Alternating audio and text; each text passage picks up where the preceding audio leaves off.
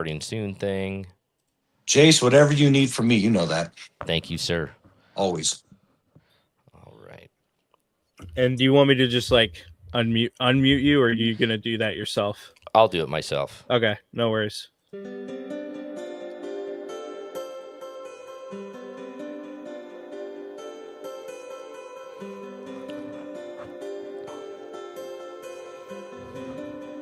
You want me to put up the videos for you though?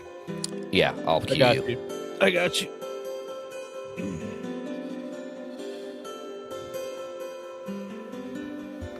You want them in that order? It's drone, fireworks, and main event. Yeah. I got you. All right, I'm going back.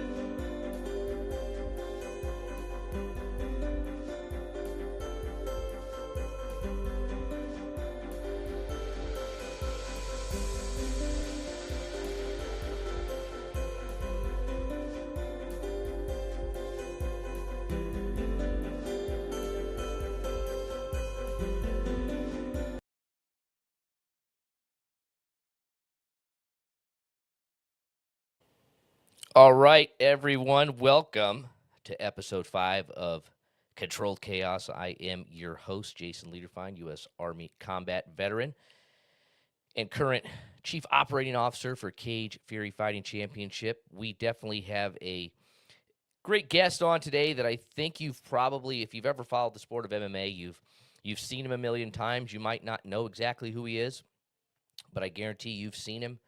You are going to learn a lot about him, and you're going to learn a lot about his gym and what he's doing to change the landscape of the sport of MMA for the better for everybody. So without any more waiting, I'd like to bring in our guest this week, legendary coach and gym owner of JacksonWink MMA, none other than Greg Jackson. Hi, guys. Coach, thank you so much for taking the time to join us in here for the day. We definitely appreciate it. I know how busy your schedule is. I know how much you're on the road. It pales in my travels pale in comparison to yours. So thank you so much for joining us. Anything for you, Jason. You know that. We appreciate it. So let's just get started. Let's start a little bit on where everything came from. So you're originally born. Your parents were Quakers from the Midwest. 3 years old, you moved to Albuquerque, and a lot of your brother's family, they were all wrestlers. So you started wrestling, right? Well, actually, I was the first in my family not to wrestle. I was even younger than that when I came to New Mexico. I was even pre 3 years old. But yeah, I was. My dad wrestled. He took state in Illinois. My little brother took state here in New Mexico. My uncle was a D2 national champion. So yeah, I came from a long line of wrestlers. But when I was younger, I was being not a very bright kid and getting into trouble and doing stupid stuff. So I was actually the first in a couple of generations to not actively wrestle. I mean, I grew up wrestling, but not wrestling, if that makes sense. Absolutely. But for your own protection, you did start training in judo and some kickboxing, and like you said, you even got suspended from school on a couple Uh, of yeah. occasions for instigating some fights here and there. Well, instigating is, we can't remember who instigated what, but yeah. Actually, my parents put me in Aikido as the very first martial art because they were pacifist and hippies. They wanted me to try to do a nonviolent martial art, which went about as well as you can imagine that went. And so Yeah, I just bounced around trying every martial art I could just to try to figure out how to do this thing. Again, because I didn't watch like a Bruce Lee movie and was inspired to do martial arts and stuff. I needed to like fight tomorrow, so it was necessity based. I really needed to figure this stuff out very quickly, and so just the trial and error of doing that is kind of the beginning of that journey. Well, then, right after high school, you ended up founding your own martial art, right? I did. I did like an idiot. So when I was 17, I opened my school up. This would have been 1992. And I called it Gaijutsu, which is like horrible Japanese for way of the street. Because at that time, I was a big self-defense guy. I really enjoyed the learning and the executing of it, and just everything about the martial arts was such a positive thing for me. And so like teaching, I'd already been getting in, as we alluded to, some scuffles here and there. And so my friends had seen that stuff and wanted to know how I was doing the stuff I was doing. And so I started training them and then opened up a school. And yeah, that was kind of the start of that journey. So we go from you starting your own martial arts, your own school, 17 years old.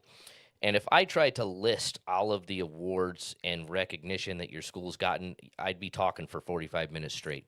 How do we go from a kid getting in trouble in high school with some hippie parents that don't even want him in martial arts to going to becoming one of the most recognized and established, respected coaches in the world? Well, it's kind of a big coincidence. I was lucky to get in early, and I was actually never interested in coaching at all. I love teaching. But when the UFC came out, I believe like 94, something around there. The My students, because we were already doing like kind of a caveman primitive version of what I always say the Gracie families were like the PhDs, and we were kind of in kindergarten. They had it all figured out.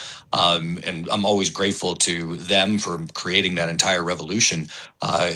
But coming from me, I didn't really care about competition that much because it wasn't for, I was a dumb 17-year-old kid. Oh, it's not realistic. You know what I mean? Like you end up fighting 3 or 4 guys. So again, I was much more of like a self-defense guy. So my students talked me into it. They said, well, we're kind of doing something simpler.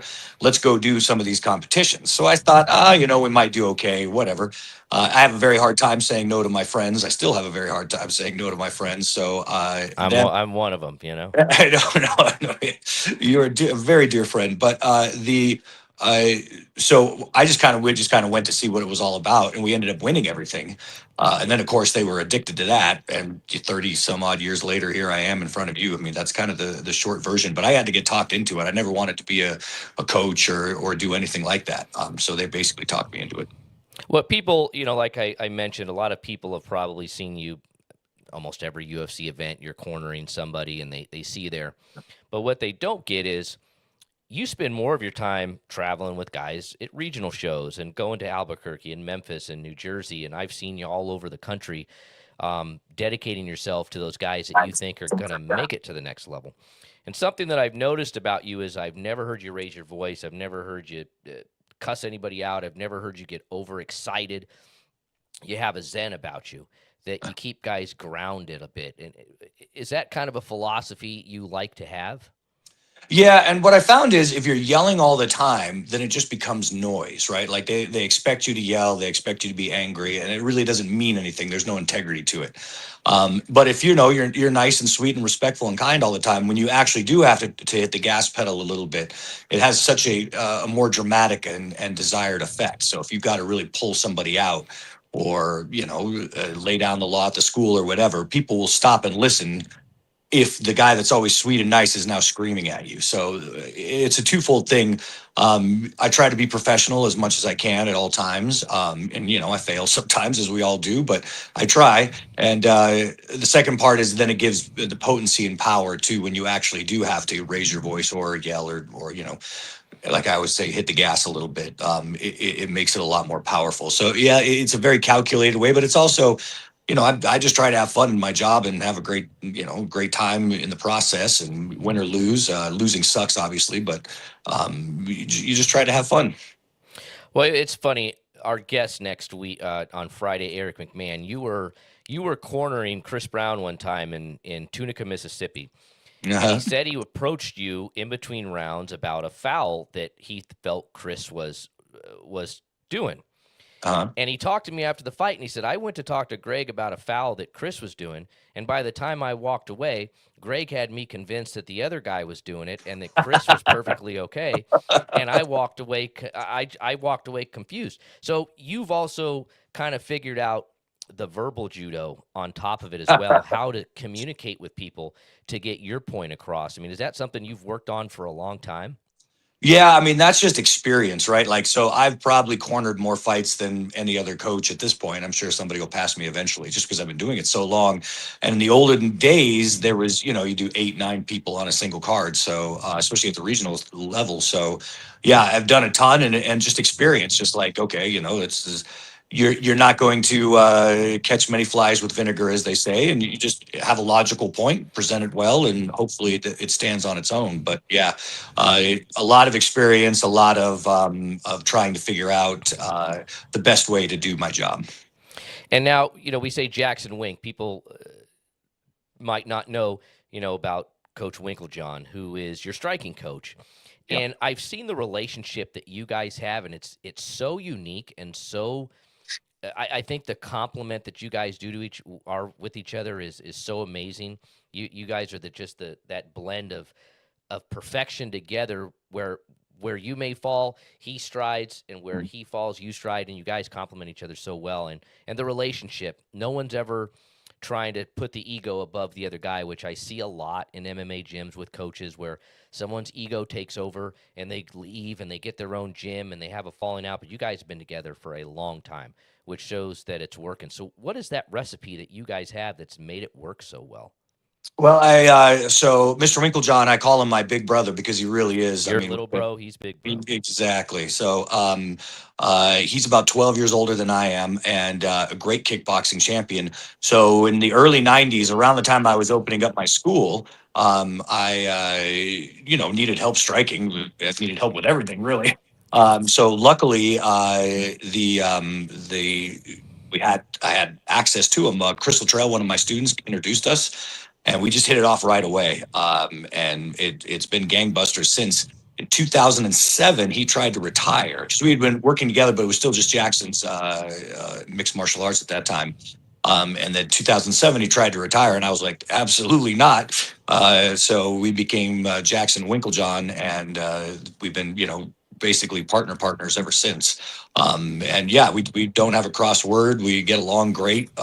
We understand each other well. He really looks out for me a lot, making sure that, because in this business, as you know, more than anybody, people are trying to screw you over all the time, doing dirty stuff. And he's always watching out for me, making sure I don't do stupid stuff, which I tend to do. So it's a very good relationship. I'm very lucky to have somebody like him in my corner, and he's taught me so much. He really taught me about striking and stuff. Because when I came to him, I was still real raw. I was just a raw street fighting kid. I didn't have a lot of the nuance that I needed, and he really brought that level to me, and the intensity. I mean, the guy would literally get dropped off on the other side of the Sandia Mountains and run like 30 or 40 miles back to his house as a training day. So yeah, just that intensity he really taught me, and yeah, he's given me so much. I'm beyond grateful for him. And now you also, not just the MMA fighters, but you do seminars around the country, a lot of law enforcement seminars and self-defense seminars. Talk us through some of those experiences. Well, I'm really lucky in that way too. So I've got to work with a lot of special forces groups and a lot of police officers, and from San Diego all the way to New Jersey. So and that experience is really important. It's understanding that it has nothing to do with MMA, right? Like MMA is a gladiatorial fight, and as you well know, that has nothing to do with the military. I mean, there's aspects of the attitude, but it's very mission specific. What is your job? What tools do you need to do that job? And what aspects do you need help with? So I do a lot of like, what do you do with the no shoots if you're dealing with special forces stuff? Where do you put them in the room? How do you get them? How do you transition between your primary and your secondary weapons? That kind of stuff. And then with police officers, it's a lot of teamwork, controlling, because you don't have. I think the misconception with police officers is that they just have an absolute ton of time to do all of this training, and they just don't want to do it, which nothing could be farther from the truth. most agencies, you're going to get a couple weeks of defensive tactics training tops. And then, after a long day, you don't want to go, and you've got kids at home. Like, not all the police officers can go do jujitsu all the time. So you kind of have to tailor a program that deals with the time limitations, but still gives them the ability to work as a team, understand, everyone's got a sector, and you work together to keep the subject safe, keep each other safe, that kind of stuff. So it's very important for me to do those things, because it's still martial arts, but it takes my mind kind of off just the gladiatorial aspects of MMA. And I get to help people. I rarely charge for that stuff. I usually just do it for free. And because it's kind of like, my job doesn't have any social value, right? Like, no one's watching one of my fighters and like deciding to feed the homeless or something. So it lets me give back a little bit in my very limited skill set. Well, like you said, most people don't get that police maybe get an 8-hour training day a quarter, or even every 6 months to work on hand-to-hand tactics. And the guy that's teaching the class is the dude that took 2 classes, and Right. he's the one in charge of teaching it. Right. It's funny when I hear, law enforcement or somebody say, "Oh, we took an 8-hour class." I'm like, "Bro, it took me 3 months to learn how to tie my belt in jujitsu." Correct. You're getting a false sense of, an 8-hour class is going to change your life, but it's a start to something. And all these police officers, they have to do that on their own if they want to continue their education and their training. And like you said, they're working a lot of hours, they're working overtime, they're understaffed, undermanned. And it's definitely hard after a 12-hour shift to then go to the gym at 40 years old and get beat up by 20-year-olds. So it's a Yes. valuable thing, and I hope that a lot of police departments really recognize it. There was a cop I knew, his name was John Ogden. He worked in the Pike in Long Beach when the Navy was down there. He was a jiu-jitsu, judo guy, world champion, just a total badass.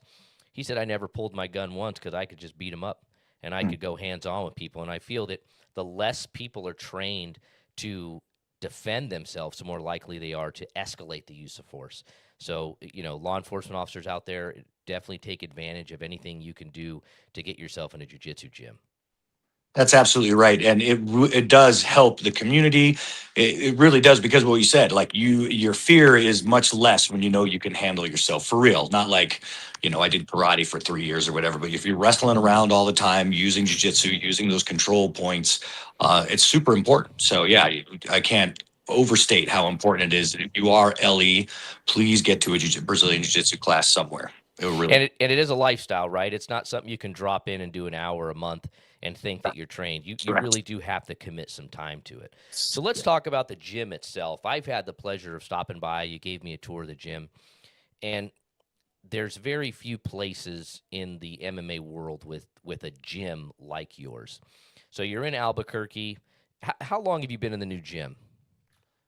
2016, I want to say Okay. 15, 16, somewhere around there. I So thought 10 it was years. about 10 years that you've been in the Yeah. new one.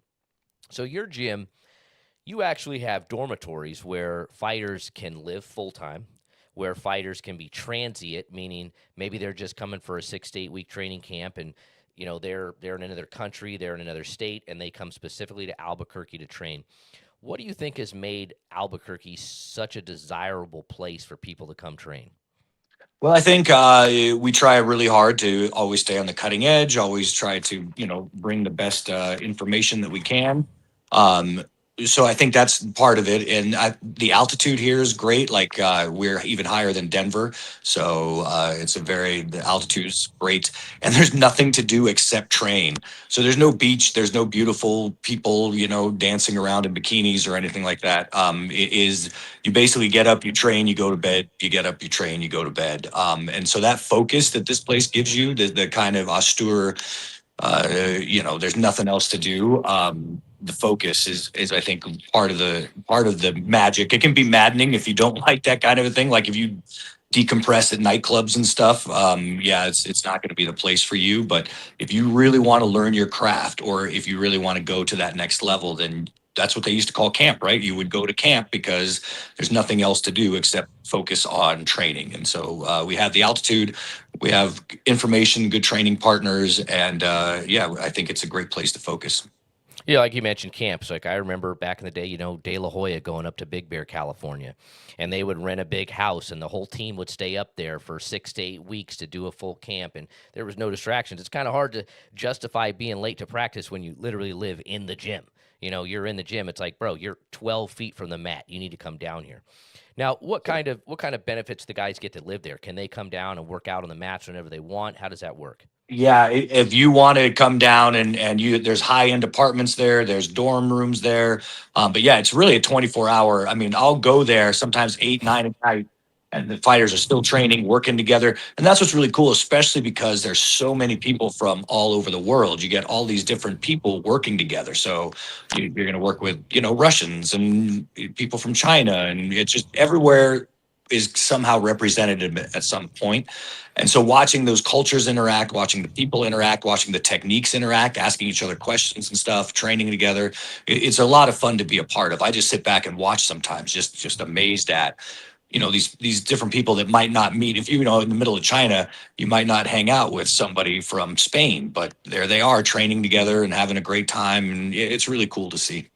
Well, and it's obviously a huge gym. You've got multiple cages and wrestling mats and jujitsu mats, and you've got some of the best coaches in the world working with these guys. And that's the unique part of people getting to actually just live there. They don't have to pick up their life and move there. They can go there for a camp. But you also have other things on site, like you have a doctor that'll come on site. You have a sports psychiatrist that comes on site. These are things that I don't think a lot of other schools have figured out. Well, we try to be a one-stop shop because in Albuquerque, I mean, in like if you're training in California, you usually have to go somewhere for your jiu-jitsu, somewhere for your kickboxing. So you know what I mean? Like we try to keep it all centralized as much as we can in one spot. And yeah, we have Dr. Bo Hightower does all our PT physical therapy. The guy's a genius. So if you get injured, you just kind of walk upstairs and you have 8 to 10 PTs just up there. Yeah, like you said, sports psychs. We have a ton of great resources in one place, and I think as a fighter, that's kind of what you need. Like every time, your day is valuable, and so if you spend an hour driving to one place, 3 hours driving to another place, that gets old real quick, and it also saps your energy. Kind of ruins your day. By the time you're in your third training session, you're already cooked from just traveling. So it's really nice, like you said, just to walk downstairs, walk upstairs and eat, walk back downstairs again. If you get injured a little bit or whatever, we've got that on site. Yeah, it's one-stop shopping. And I think that's what's kept us around for 30 some years is that we try to stay on the cutting edge, as I said, but we also, it's very organized and centralized in one spot. Another thing that you have that's pretty unique to the gym is you've made it to where once those doors close in the mats, people from outside can't watch, can't look in. So there's no media that can come in there and report on what John Jones is doing in training or what Holly Holm is doing in training or whoever else. So it kind of gives you a security level as well, right? That's right. If there are people in there, there's no filming allowed at all. So yeah, we're very, very careful with that stuff. Because again, if you're a fighter or, we get some higher end fighters, sometimes celebrities come through and train. And the last thing you want to be is harassed while you're trying to do your job. So we try to keep it very professional there. I've definitely seen your wall of fame. You have all these people take pictures and sign the wall and stuff. And I mean, when you talk about celebrities, the who's who of this sport has come through. Who's some of the coolest people you think that have come through the gym that aren't MMA fighters that have just stopped by to check it out? Besides me. Yeah, Of course. yeah, that's right. Number one is Jason. It's really fun to see people in different arts and stuff. So we get a lot of musicians, rappers that come through there, rock stars that come through there, a ton of actors. And it's really fun to talk to people that love the martial arts and then can kind of tie in what they do with what we do. I was just hanging out at the Judo Nationals, and I met the guitarist from Five Finger Death Punch, and the guy's a great martial artist, a great judo player, and I'm just learning from him while I was there. I was asking him questions and seeing how he addressed stuff, and I love to learn. And yeah, it's super fun. You never know who you're going to meet, and the guys that really love the martial arts. It's so much fun. Like Denzel Curry is a genius rapper, but the guy can fight. You know what I mean? Like we train together. He's an awesome person, and that goes for all the artists that come through there. You have to pinch yourself sometimes with so many people that are so talented and so professional at what they do. And then there's like skinny old me hanging out with them. I don't know. It's a lot of fun. I have a great time with it. That's what's really cool about this sport is, we've gotten to meet a lot of people and, you've gotten to be in the corner of so many world championship fights and there's so many champions that have come out of Albuquerque. What would a guy, if, let's say I'm fighting and I'm serious, I want to be a serious professional and I say, you know what, I want to go to a training camp at JacksonWink. What's the process in that? What do I do? You jump on our website. There's a little kind of application thing that says, "Hey, here's who I am." And then our gym manager Hope will get back to you, and she'll say, "Here's the dorm rooms that we have available and the prices." And yeah, we just take it from there. So step one is the JacksonWink.com. You jump on that website. There's a little thing to apply to come down, and yeah, we'll get the ball rolling. All the classes are very inclusive. I'm teaching a ton of them, and all the other coaches are there as well. So it's not like you won't see any of us. We're there 24/7 all the time. So yeah, it's not like you're going to get here and you work with some guy that you've never heard of or anything like that. Like you jump right in with us. And again, we have a lot of fun. It's a very positive atmosphere. We're all laughing and training hard, puking, and having a great time doing it. I know Joey's involved in a lot of classes. Wink is doing a lot of striking. You're kind of that overall guy that's looking over everybody, and you're a game plan guy for stuff. That's what I've been told about you a lot. Is if you listen to Greg, he's going to give you a game plan. If you follow it, you're most likely going to win your fight. How hard is it to study all this tape and come up with these game plans for guys? Well, that's actually one of the parts I really enjoy about the job is because these guys, the MMA now, as you know, I mean, you know better than anybody, how much more talented each generation is getting. They're just getting tougher and tougher and smarter and more well-trained with more information. So solving those problems with these amazing athletes, everybody that we have to go and compete against, I have so much respect for. The more you study them, the more you get a lot of respect for them. And trying to solve the problem of these hard fights of these guys that are real issues, real problems for people.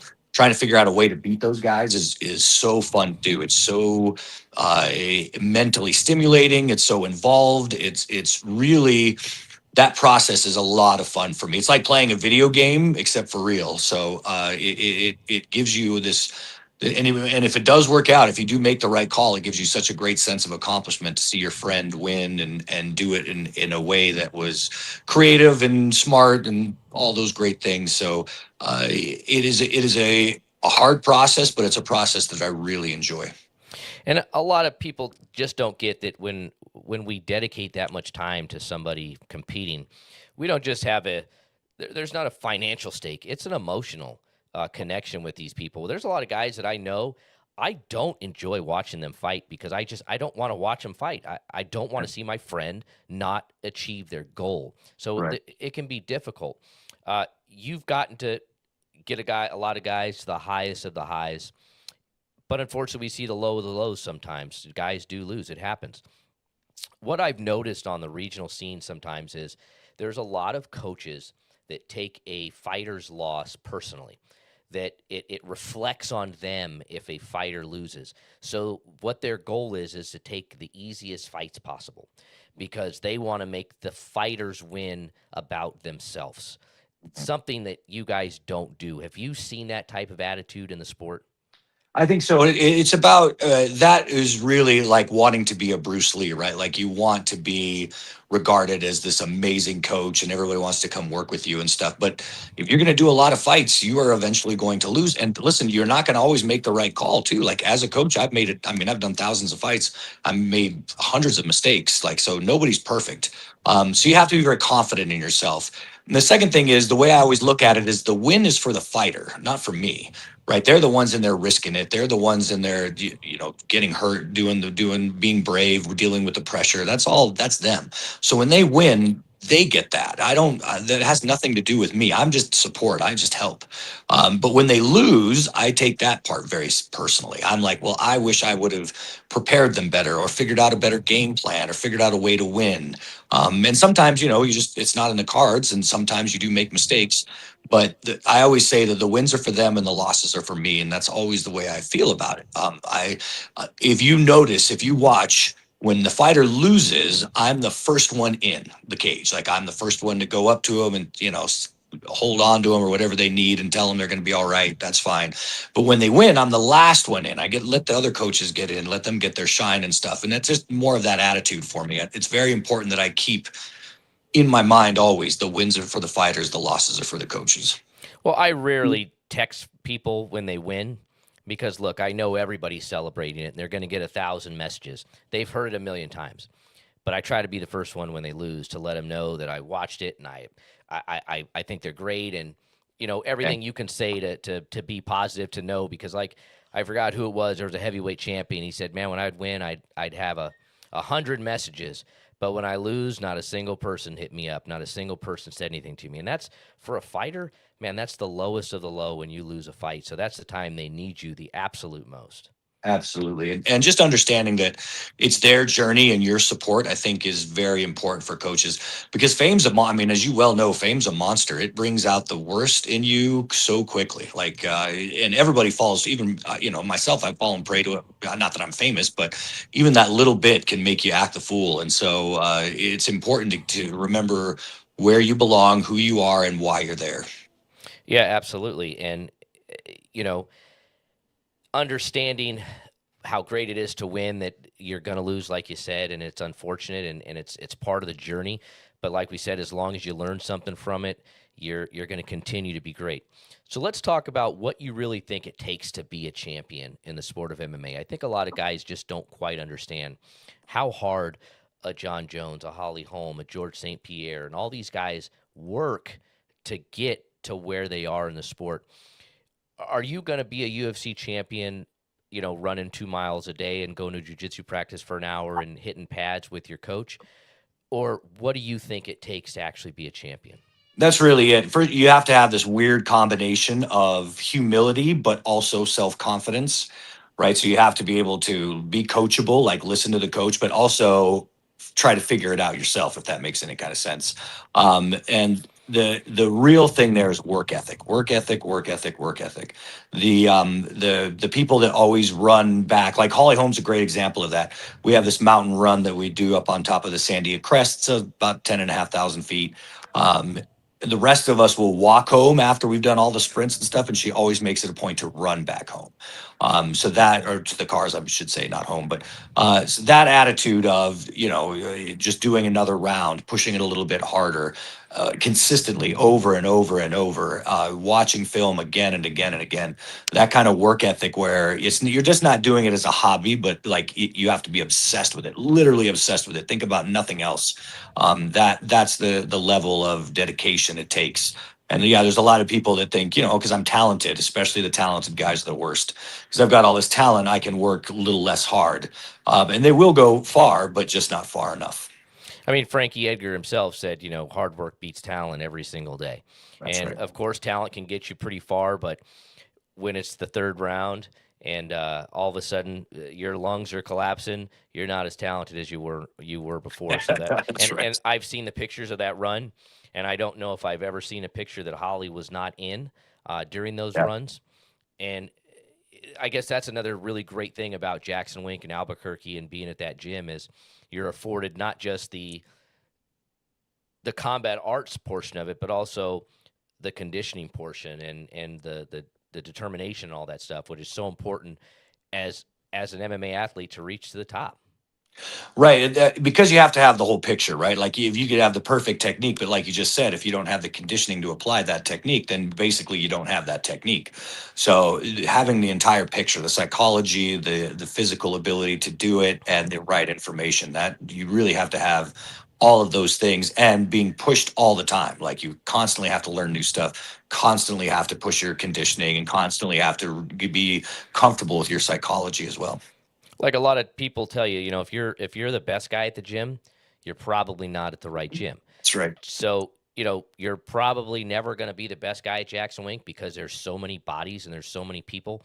And you also bring in specialists, right? You bring in a guy and he might not be a fighter, but he's such a good wrestler that he's going to work with guys just specifically on wrestling. You'll fly people out that will mimic an opponent for somebody. That, hey, this guy's about the same height. He's the same type of wrestler, jiu-jitsu guy. He's got the same reach. He's got a lot of those attributes. So we're going to bring him out and we're going to make him your workout partner for this entire camp. That's right. So that you get used to that body type. That's absolutely correct. And a lot of people just don't think about that or don't have those connections that you do, having worked all. I don't think there's a state you've probably not coached in or been licensed in. So That's you've true. gotten to meet people all over the country. I mean, I introduced you to Lucas Bird when we were in New Jersey. You're always Yep. looking to meet new guys. And so next time there's a flyweight fight against a really good wrestler, you'll probably hit up Lucas and say, "Hey, you want to come out for a couple weeks and do some wrestling with us?" Absolutely. And it really, iron sharpens iron. So if you've got good training partners, and again, they don't have to be necessarily MMA guys. If you've got a great wrestler working wrestling with you, that's awesome. And you are going to improve. And I'm a big believer in cross training, including other coaches. So I've been very lucky to meet a lot of great coaches, much better than I am, and a lot of great fighters that are, yeah, willing to come down and train for a month or two and have a great time doing it. What's funny is you bring up cross training. Is I've heard a lot of coaches turn down a fight because, oh no, we've trained with that guy before. And their training with that guy before was one time they were at a seminar and they consider that training with each other. Where you've literally had guys fight each other for world titles from the same gym. You split the gym. You coordinated training time so they were never in the gym together. You split the coaching staff to make it as fair as possible. So when I hear people say, I've trained with this guy before, we're not fighting, but you guys have literally had guys from the same gym do it. How do you pull that off? Well, that was necessity as well, and I didn't always pull it off well. A lot of it was the mistakes I made, like when Rashad and John Jones fought. That whole drama situation is 100% my fault. I didn't have any protocols or anything in there at that time. I was still a pretty young coach, and so just by necessity, saying, "Okay, we're never going to do that again." Like that was a big screw up on my part. Let's not make the same mistake twice. That's what kind of led to all those protocols, and usually I'll step out. Sometimes I won't, but usually, like when GSP and Carlos Condit fought each other, I stepped out completely. So those kind of fights where I've trained both of them extensively. We'll have some of the coaching staff working with one, some of the coaching staff working with the other, and usually I'll just step out completely. Um, Sometimes I'll stay in, depending if the guy's pretty new or whatever. But usually I'll step out. And like you said, we split the time, split the gym, and it works out pretty well. Something that not a lot of people have the staff to accomplish and have the knowledge to accomplish. But like you said, you've done it before. And you've done it for world title fights, UFC championship fights, not just two guys banging on a regional scene where, all right, we're going to have wrestling practice, just don't partner with each other. You go over here, you go over here. You've literally had to change the entire schedule for everybody, which is pretty amazing. Let's talk a little bit about scoring in MMA right now. I think this is a subject that we just haven't figured out yet in the sport. When I've seen, you see scores all over the place. You'll see a 30-27 for red, a 30-27 for blue, a 28-28 even. Scores are all over the place. What can we do as a sport to better establish? I think boxing was always, for me, fairly easy to score. 3-minute round, a guy goes down, it's a 10-8 round. It was really easy to score, where 10-8 rounds in MMA are still difficult to get and people are unsure about it.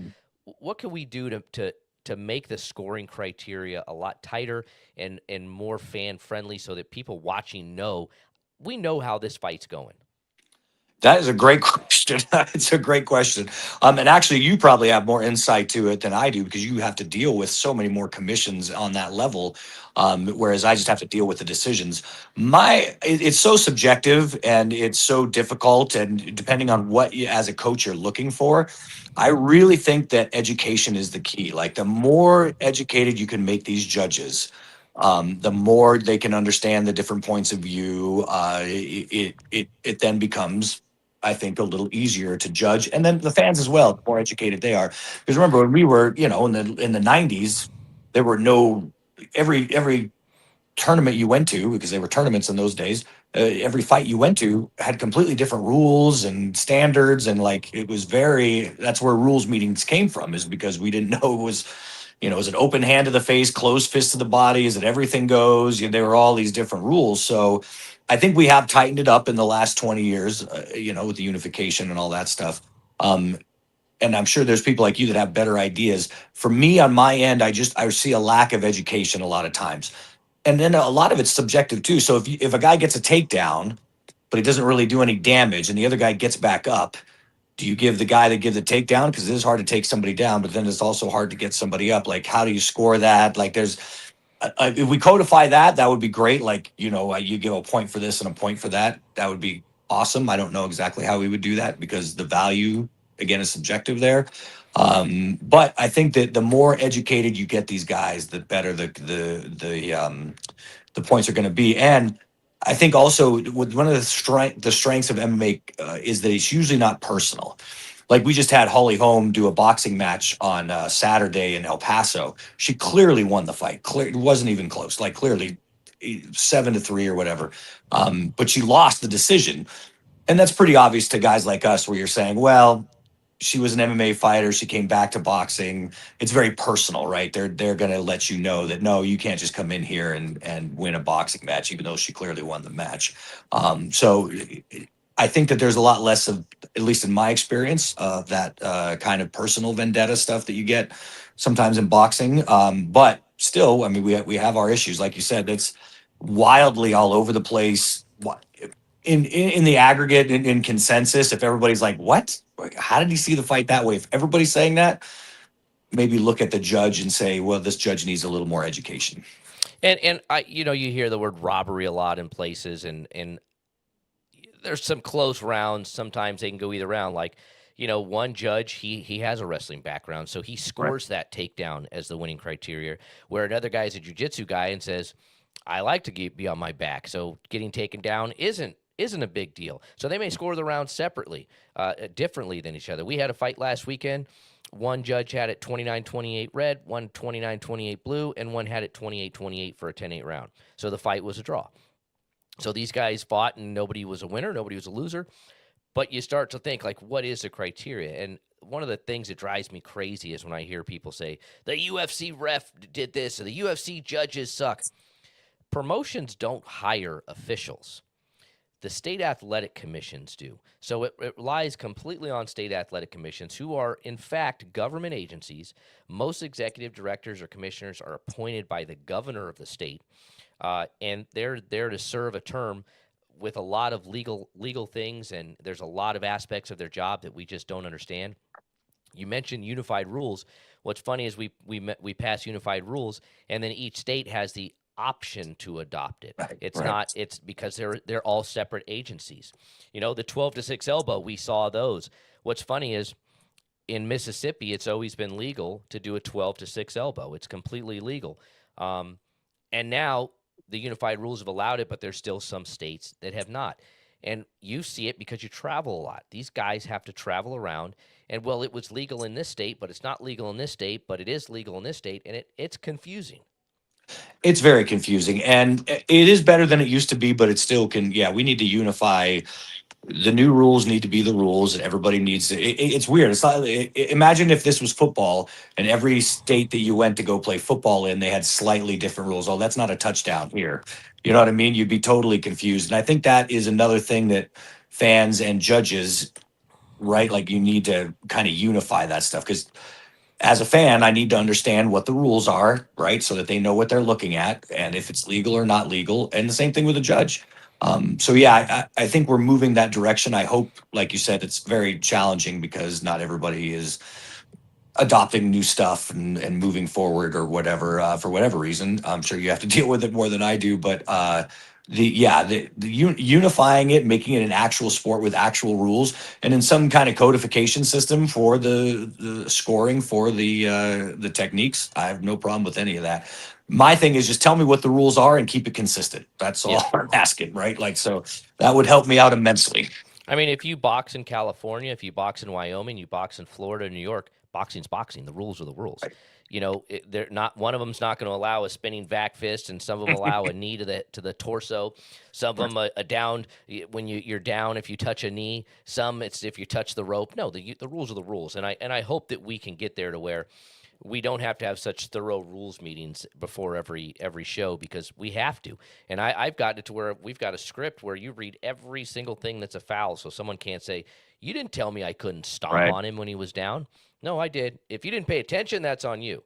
Right. But you will notice, I've been told by officials that at a UFC event, basically the officials will go in and tell the guys, we're fighting under the unified rules.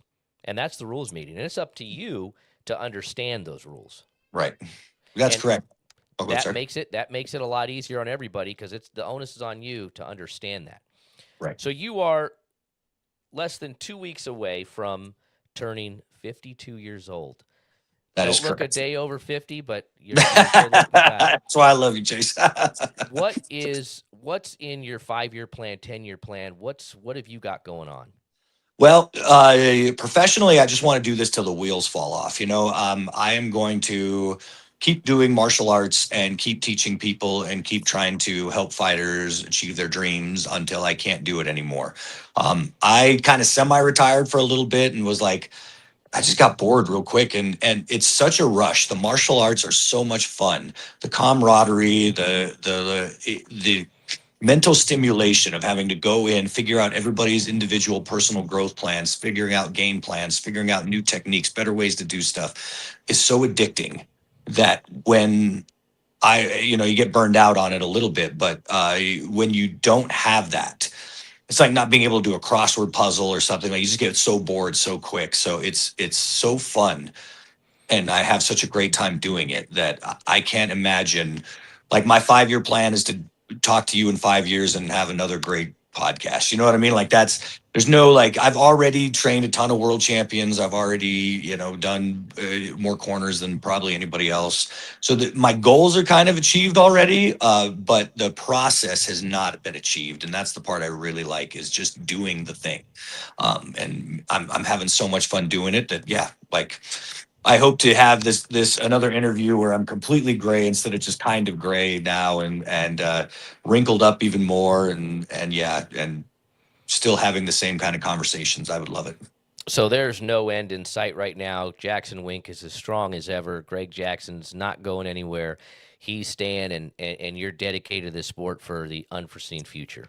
As far as I can take it, right? Like if I go, blind and I can't see anymore, hopefully somebody can read what's happening to me. That's kind of where I'm at right now. It's just so much fun to have such a beautiful art, to be okay at it, and to it's addicting watching people, to have their dreams come true and win and have all this great stuff happen to them, and to be a little part of that is very addicting. Yeah, it definitely is. I just this week we've got notified that several of our athletes have been signed to the UFC, Yeah, and it's just such a compliment when that happens. We've had guys get signed the week of a fight where they were the biggest ticket seller in main event, and it's never like, ah, man, no, I am so happy that happened, and because that's the goal. That's our goal, is to get guys to the next level. Well, and I think that people need to understand how important the regional scene is. Your show particularly, and there's a few others that are kind of with you. That you guys are the community. That people think it's the UFC, but it's not. The UFC is the end game. That's where you end up. But without you guys, there isn't MMA. Like it doesn't exist. The UFC doesn't exist without you. And that's why it's so important to go to your shows to support that stuff. Like if you really care about MMA, stop watching the UFC and start going to the regional shows. Go sit down, watch these young, hungry tigers fighting each other and trying to, achieve those dreams. Because without that, like there is no UFC. The UFC is it's great. It's a big show. It's where it has the money to do a lot of great stuff for you. But without the C4s, without those kind of things, it just doesn't exist. So if you are an MMA fan, go see Jason, please. I'm begging you. Well, it's also how close you can get to an athlete at a regional show compared to a UFC show. UFC show, you're not going to get within 500 feet of a John Jones walking down the aisle. But we've had grappling, Matt. We've done grappling shows as well. We do 4 to 6 a year, where we've had every legend you can think of on the card, and you're in an 800-seat venue where 100%. you can tag them, you can tap them, they're taking pictures. It's like being at a spring training baseball game where Right. the athletes are just so happy to be there. So, and if you really truly want to be a part of a journey, the regional scene is where you do it. 100%. You get managers that hit guys up once they're in the UFC. Hey, I can manage you. Where were you before? Mm-hmm. You didn't get me sponsors before. You didn't get me the fights. You didn't invest in me. Invest in these guys on the regional scene, because that's honestly where they need it.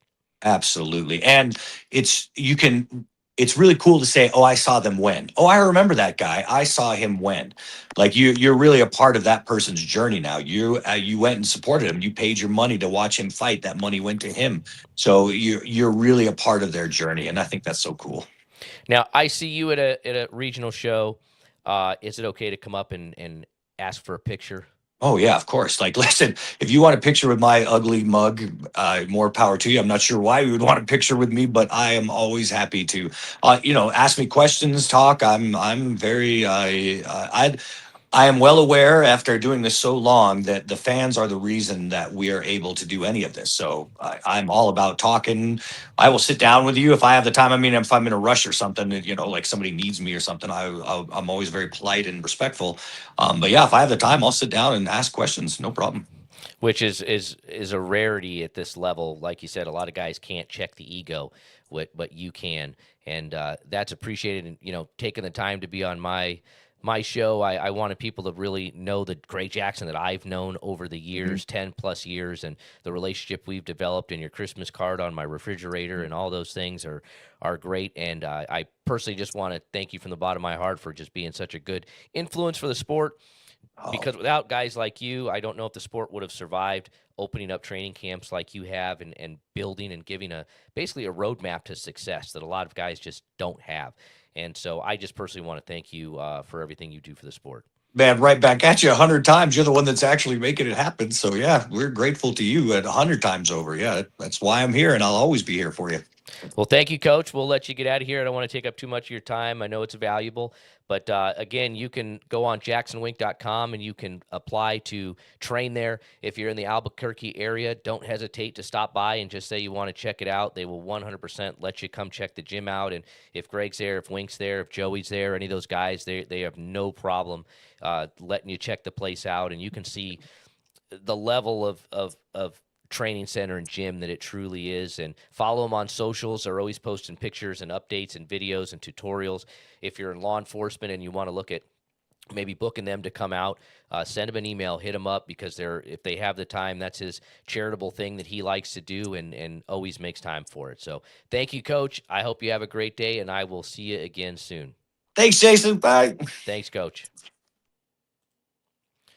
Well, that was legendary Coach Greg Jackson from JacksonWink. Just one of my favorite people in the sport that I've had the opportunity to know and get to work with over the years. You got to hear his demeanor and his personality. That's how he is with everybody, not just me, not just people he knows. He's respectful. He's energetic. He's got it all, and he's got this science behind what he does that not a lot of people can figure out. It's like a Dean Thomas, where it's so technical, and he's so articulate about the way that he's planning to have you fight, that if you have the opportunity, I strongly suggest you go by and check them out. So I wanted to recap a little bit about what we had this weekend. I got a drone video of our event we'll bring up. So there we go. That was our outdoor event at Thrill at the Hill at Lafayette Hill at the Union League, just right outside of Philadelphia. It was CFFC 154. In celebration, we got to, in conjunction with the Union League, we got to celebrate for the 250th anniversary of our country. We were very, very honored to be a part of it. The main event, we saw Kevin Peace become the first lightweight champion of the world, Kevin Sweet Pea Peace. Look at that.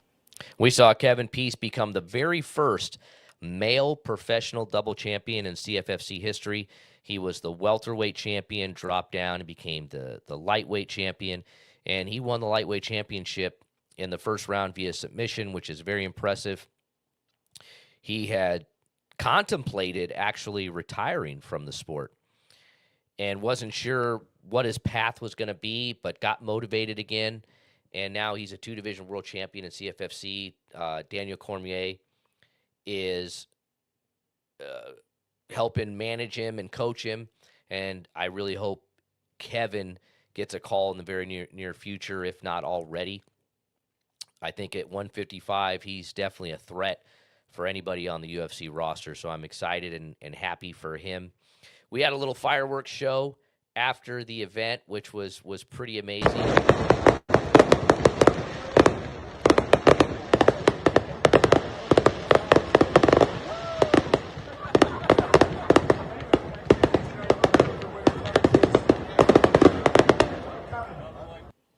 So what a just absolutely amazing event. Our first outdoor event.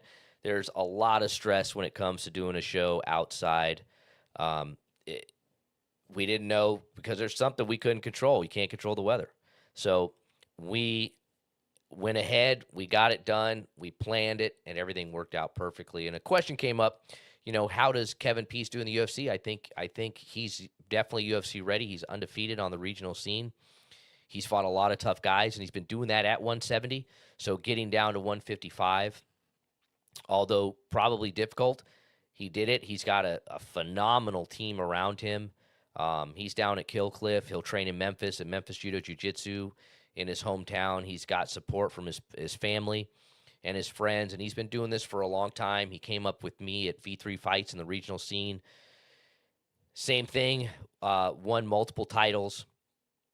And there's certain people that have just been so professional that you can't wait to see succeed. Kevin is definitely one of those guys that we can't wait to succeed. So hopefully he'll get a call soon.